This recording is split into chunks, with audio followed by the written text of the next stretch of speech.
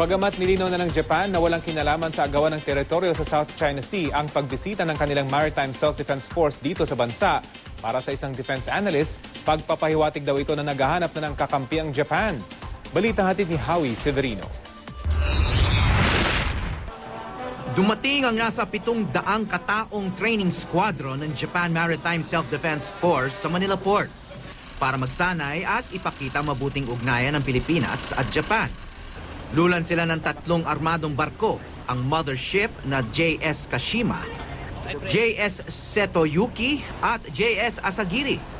Lahat ng mga ito may torpedo tubes na sa tinding lakas ay kaya raw pataubin ang lahat ng barko ng Armed Forces of the Philippines.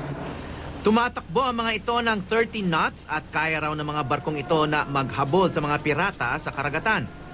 Pero paglilinaw ni Rear Admiral Hideki Yuasa, ang kanilang pagbisita ay bilang kaibigan lamang ng Pilipinas at hindi kakampi kontra sa China.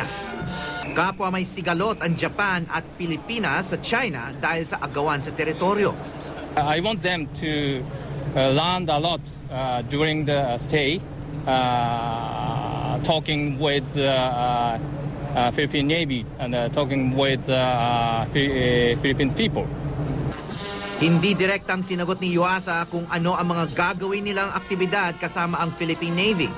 Pero base sa kanilang schedule na ibinigay sa media, tanging sports activities lang at isang concert ang gagawin.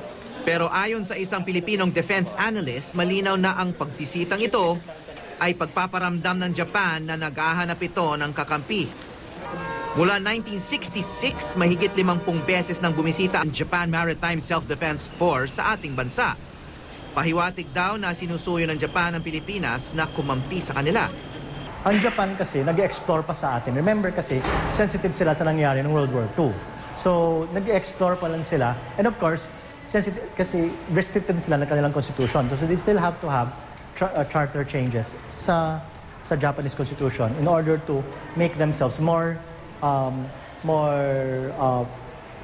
flexible sa mga engagements with allies abroad.